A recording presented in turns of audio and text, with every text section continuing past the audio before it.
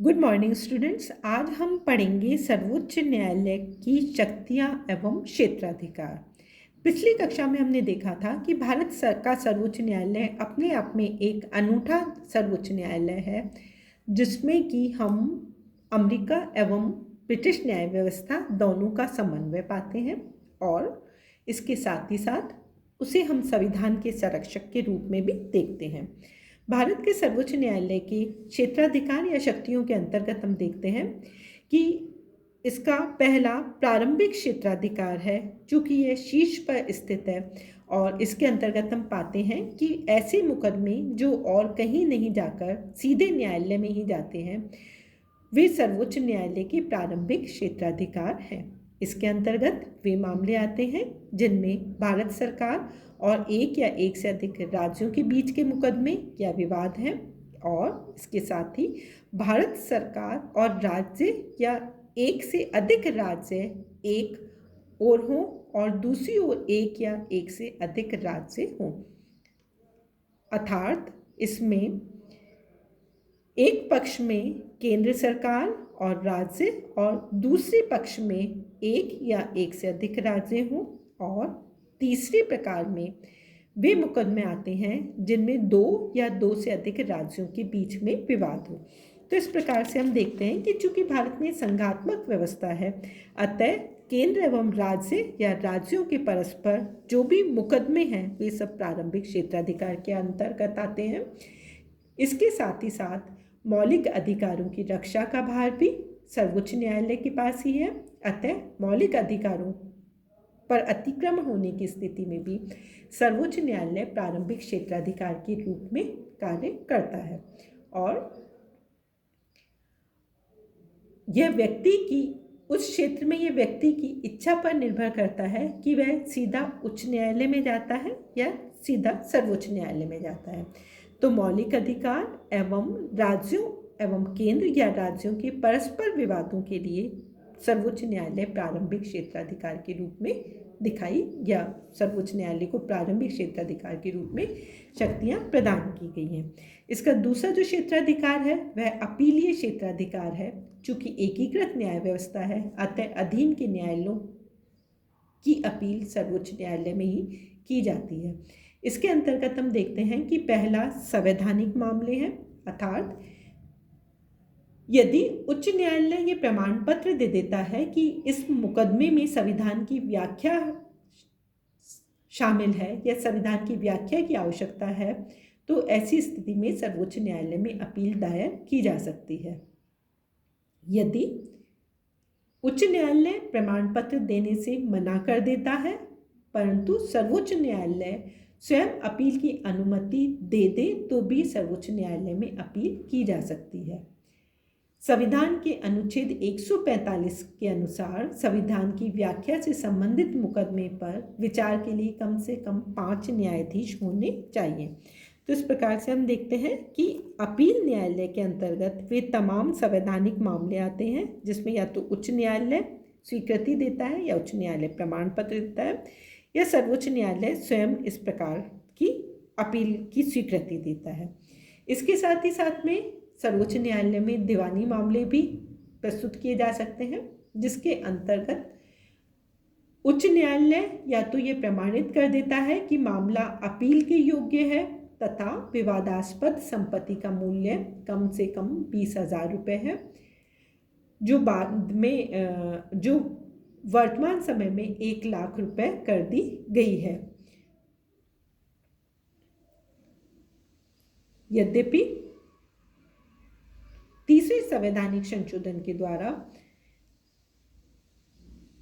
इसकी सीमा को हटा दिया गया है, तो उच्च न्यायालय द्वारा प्रमाणित कोई भी मामला कानून की व्याख्या से संबंधित प्रश्न तथा सार्वजनिक महत्व का प्रश्न हो जिसमें अंतर्निहित हो, तो ऐसे मामले की अपील सर्वोच्च न्यायालय में की जा सकती है। तो दीवानी मामलों में उच्च न्यायालय के द्वारा सार्वजनिक महत्व का विषय घोषित कर देने पर सर्वोच्च न्यायालय में अपील की जा सकती है। तीसरे प्रकार के मामले फौजदारी मामले आते हैं, और इन फौजदारी मामलों में हम देखते हैं कि सर्वोच्च न्यायालय में दो प्रकार की अपील की जा सकती है। पहला, जिसमें उच्च न्यायालय के प्रमाण पत्र की आवश्यकता नहीं है, और दूसरे वे मामले जिसमें उच्च न्यायालय के प्रमाण पत्र की आवश्यकता होती है। फौजदारी मामलों में सर्वोच्च न्यायालय का अधिकार क्षेत्र व्यापक है। इसमें प्रत्येक वह मामला भी आ सकता है जिसमें अभियुक्त को मृत्युदंड दिया गया हो, अर्थात कोई भी वह मामला जिसमें उच्च न्यायालय ने जिला स्तर के न्यायालय द्वारा दिए गए रिहाई के आदेश को रद्द करके अभियुक्त को मृत्युदंड दे दिया हो, वह मामला सर्वोच्च न्यायालय में अपील के लिए आ सकता है। इसके साथ ही ऐसा मामला जिसमें उच्च न्यायालय ने अधीनस्थ न्यायालय से मामला अपने पास विचारार्थ मंगवा लिया हो और अभियुक्त को मृत्युदंड दे दिया हो, इस स्थिति में भी सर्वोच्च न्यायालय में मामला सुनवाई हो सकता है। तो हमने देखा कि यदि अधीनस्थ न्यायालय के द्वारा रिहाई के आदेश को यदि उच्च न्यायालय ने मृत्युदंड पे परिवर्तित कर दिया है या उच्च न्यायालय ने मुकदमा अपने पास मंगवाकर मृत्युदंड के लिए निर्णय दे दिया है, तो दोनों ही स्थिति में सर्वोच्च न्यायालय में अपील की जा सकती है। इसके साथ ही साथ हम देखते हैं कि सर्वोच्च न्यायालय में विशेष अपील भी की जा सकती है, जिसके अंतर्गत हम देखते हैं कि न्यायालय को ये विशेषाधिकार दिया गया है कि सर्वोच्च न्यायालय देश के किसी भी न्यायालय के निर्णय अथवा आदेश के विरुद्ध विशेष रूप से अपील की अनुमति प्रदान कर सकता है। सैनिक न्यायालय के निर्णय के विरुद्ध सर्वोच्च न्यायालय में अपील नहीं की जा सकती है। यद्यपि अल्लादी कृष्णास्वामी अय्यर ने इसे अदालत की कानूनी त्रुटि माना है और उसका मानना है कि सर्वोच्च न्यायालय के हस्तक्षेप की व्यवस्था की जानी चाहिए। इसके साथ ही साथ हम देखते हैं कि राष्ट्रपति, उपराष्ट्रपति, लोकसभा अध्यक्ष, प्रधानमंत्री तथा संघ के अन्य पदाधिकारियों के चुनाव संबंधी विवादों पर भी निर्णय देने का अधिकार सर्वोच्च न्यायालय को है, और आतंकवादियों पर मुकदमे चलाने के लिए स्थापित विशेष अदालतों के फैसलों के खिलाफ भी सर्वोच्च न्यायालय में अपील की जा सकती है।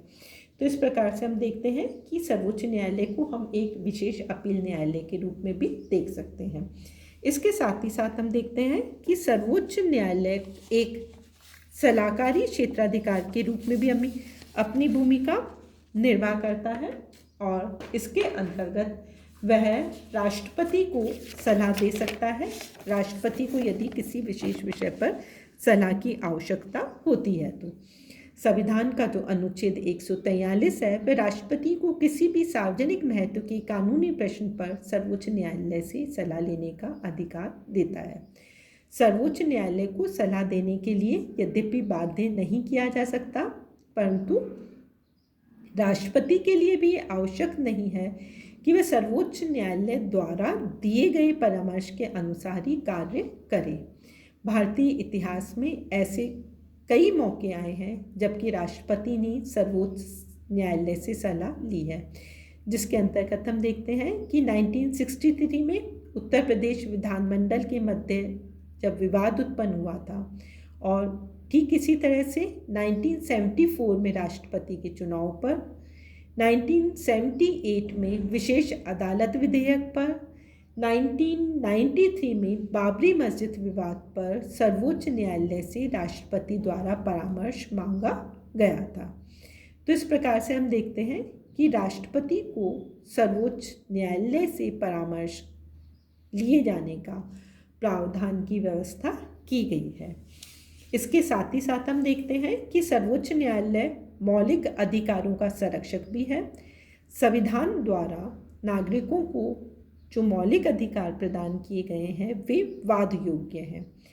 अनुच्छेद 32(1) के अनुसार नागरिकों के मूल अधिकारों के संरक्षण के लिए सर्वोच्च न्यायालय कई प्रकार के लेख और आदेश जारी कर सकता है, जैसे बंदी प्रत्यक्षीकरण, परमादेश, प्रतिषेध, अधिकार पच्छा और उत्प्रेक्षण लेख, और इसके द्वारा सर्वोच्च न्यायालय नागरिकों के मौलिक अधिकारों की रक्षा करता है।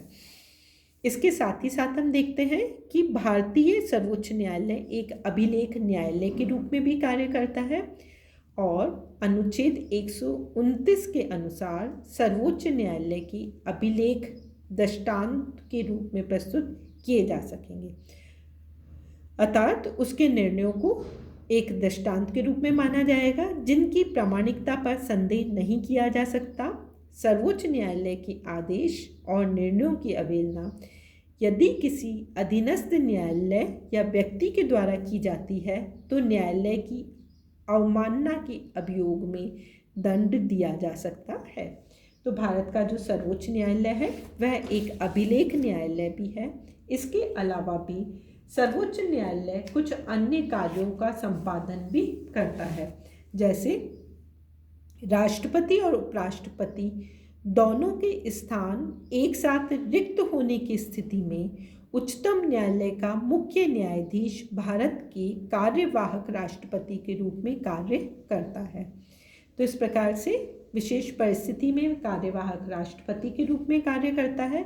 उसकी अनुपस्थिति में वरिष्ठ न्यायाधीश ये दायित्व निभाता है, अर्थात सर्वोच्च न्यायालय में मुख्य न्यायाधीश यदि नहीं है तो वरिष्ठ न्यायाधीश इस दायित्व का निर्वाह करेगा। इसके साथ ही साथ में उच्चतम न्यायालय के न्यायाधीश को जांच आयोग के रूप में कार्य करने का भी अधिकार प्राप्त है। जांच आयोग यदि समस्या को टालते हैं तो ऐसी स्थिति में न्यायाधीशों की क्षमता, योग्यता और प्रतिभा का यदि दुरुपयोग होता है तो सर्वोच्च न्यायालय इसके लिए उसे कुछ कदम उठाने की आवश्यकता भी है। तो इस प्रकार से सर्वोच्च न्यायालय कुछ अन्य कार्यों का संपादन करता है जिसमें जांच आयोग संबंधी कार्य भी है। इनके साथ ही साथ हम देखते हैं कि न्यायालय की अवमानना के लिए दंड देने का अधिकार भी सर्वोच्च न्यायालय को प्राप्त है, अर्थात सर्वोच्च न्यायालय यदि ये महसूस करता है कि किसी भी व्यक्ति या संस्था के द्वारा न्यायालय की अवमानना की जा रही है तो ऐसी स्थिति में उसे दंड देने का अधिकार है। उदाहरण के लिए 24 अक्टूबर 1994 को उत्तर प्रदेश के तत्कालीन मुख्यमंत्री कल्याण सिंह को बाबरी मस्जिद ढहने के प्रश्न पर 1 दिन की कैद और 2000 रुपये का जुर्माने की सजा दी गई थी। इसी प्रकार 1995 में बेंगलोर में आवास एवं नगर विकास विभाग के एक प्रधान सचिव जे वासुदेवन को न्यायालय द्वारा दिए गए आदेश को तुरंत लागू न करने के लिए 1 महीने की कठोर कारावास की सजा दी गई थी। तो इस प्रकार से हम देखते हैं कि भारत का जो सर्वोच्च न्यायालय है वह प्रारंभिक क्षेत्राधिकार के साथ ही साथ में कुछ अपीलीय मुकदमों को भी देखता है और उसके साथ ही साथ में वह कुछ संवैधानिक दायित्वों का निर्वाह भी करता है और न्यायालय की अवमानना या मौलिक अधिकारों की रक्षा का दायित्व भी उसे प्रदान किया गया है। तो ये था भारत का सर्वोच्च न्यायालय। अब हम देखेंगे भारतीय न्याय व्यवस्था की कुछ विशेषताएं जो हम अगली कक्षा में देखेंगे। तो आज हमने पढ़ा भारत का सर्वोच्च न्यायालय, उसके कार्य, दायित्व एवं सर्वोच्च न्यायालय के द्वारा निभाई जाने वाली भूमिका। धन्यवाद। जय हिंद, जय भारत।